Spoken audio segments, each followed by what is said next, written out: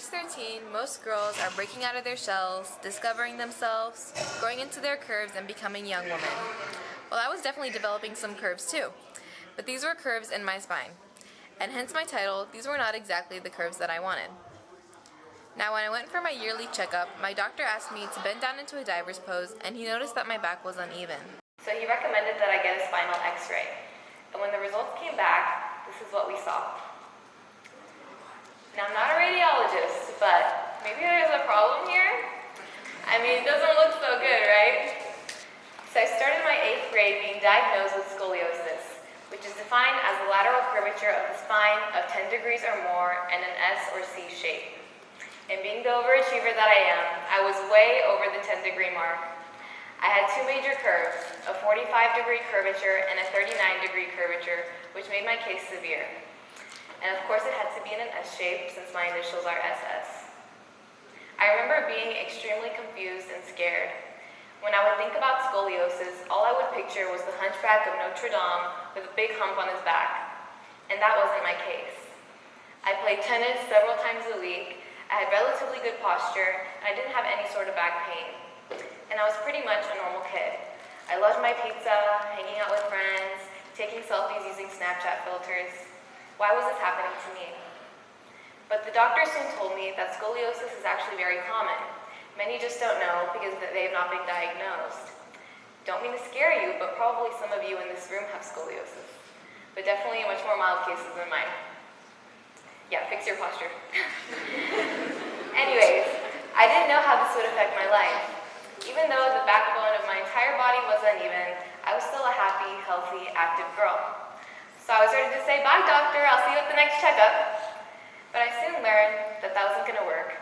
The orthopedic surgeon told me that if left untreated, my scoliosis curvature could get worse and affect my lung capacity, limit my motion, cause me pain, and result in other medical complications in the future. So he gave me 2 options: an invasive spinal fusion surgery, or to wear a rigid back brace for 18 hours a day for the next 3 years. Great options, right? So after weighing my 2 amazing choices, I decided that I wanted to try the brace, which if successful would not allow my scoliosis to get worse and maybe even correct it a bit. Because honestly, the process of inserting metal rods and screws into my spine to fuse my vertebrae together really scared me, and really, really scared my mom. And this decision would shape my life for the following years. So a couple months later, I got fitted for a brace, and I put it on for the first time. And here she is. Ooh, fashionable! Now you can't see my face in this picture, but I'll tell you I did not look happy. I remember immediately feeling uncomfortable and scared. My hips all the way to my upper back were now trapped in hard plastic, and I could feel its rigid structure crushing my ribs and pelvis. There were also pads inside of my brace, which would push into my sides and force me to stand straighter. It hurt. My mom looked so worried, but the orthopedic told me that the pain would wear off. But I still had no idea how I could wear this every single day for the next few years. Still, I made a promise to myself and my parents that I would try my best because it would be worth it in the end. So for the next couple of years, I wore the cage under my clothes. And I tried my hardest to make sure that no one knew my secret. And until today, telling all of you, I think I did a pretty good job. Most of my classmates and teachers had no idea. I said goodbye to my cute and slim-fitting clothes, and I wore large hoodies almost every day to hide the brace's bulkiness. And the only ones who knew were my very close friends. And I thank them because they never made comments and they made me feel normal.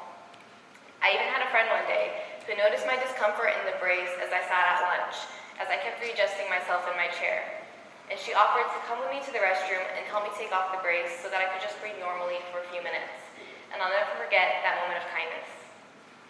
But the brace began to take a toll on me. I never got used to the pain, like the doctor said I would, and it's all I could think about.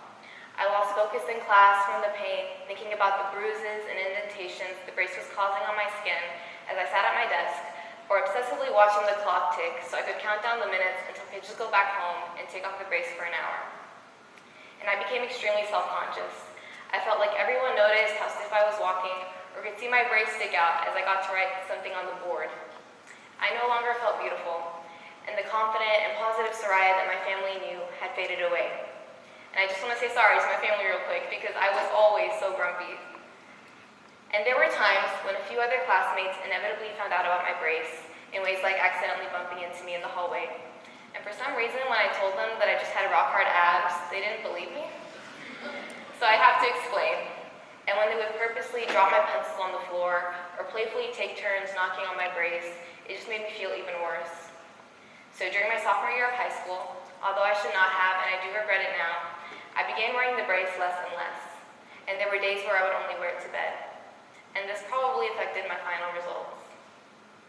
But on a happier note, when I turned 16, all of this was over and I was free. The doctor said I was pretty much done growing and I could stop wearing the brace. My final x-ray came back, and you guys will not believe how much my spine improved. Not at all. I mean, what a bummer. My major curve went from 45 to 53 degrees, but my other curve went from 39 to 36 degrees. And hearing this honestly felt terrible. At the time, I thought, wow, was this all for nothing? My problem didn't get better at all, and I felt like I had failed. But my doctor explained that without the brace, my curvature would have increased much more. And because of that, I should feel proud and know that my hard work shows. I could have been at 60 degrees or 70 degrees. And it took me a while to accept this, but I realized that regardless of if I get surgery in the future or not, I see my brace experience as a success. I realized that although it's ironic, while the brace was shaping my spine, the brace was shaping me. I had to show commitment, resilience, and learn what it means to sacrifice during these years, which deeply influenced the person I am. The degree of commitment that I took towards the brace translated into other aspects of my life, whether it was in school or in improving in tennis. And I gained appreciation for the small things in life. Out of the brace, I could finally enjoy being able to freely move in my sleep rather than in the position of a mummy. And I could laugh and I could hug my friends without pain and discomfort. These simple pleasures I had always taken for granted became moments I dreamt of and moments that I will now never stop appreciating. And I learned not to be afraid of failure. There will be times where obstacles get in the way of our plans, but it's these challenges that allow us to learn and to come out stronger. Of course, I still deal with some of the insecurities, but because of my brace, I'm more confident in myself today and in my ability to overcome what life throws at me. So for my senior year research project, I had to choose a topic I was interested in to work on for the entire year. And because I typically get bored of projects within 10 minutes, I knew I had to research something I was very passionate about. So I decided to look at how others felt about wearing a brace and how it shaped them. I sent out a detailed survey, and these were some of my responses. Here we have some of the negatives. I had people share about the mental and physical pain. I had girls share about their body dysmorphia, about still worrying about needing surgery, about conflicts arising at home, and about developing anxiety that still affects them today. But I also got an overwhelming amount of positive comments, that it made them a stronger person and taught them discipline. I got comments about their personal growth, that they would not have the same public confidence and maturity without the brace, and that it was worth it. And the overarching idea that looking back, they would not change it for a thing. And reading these responses, I felt completely understood. I related to almost everything that people wrote. And it made me accept my scoliosis and be proud to be a part of this community. And it also felt nice to show people that they're not alone and connect with them on this shared experience. It made me realize that I wouldn't be the same person without scoliosis. So, although I had been telling myself that when I was done with the brace, I would stomp on it, I'd break it, I'd burn it, I never did. It has become a symbol of my hard work and dedication, and I now view it as my trophy.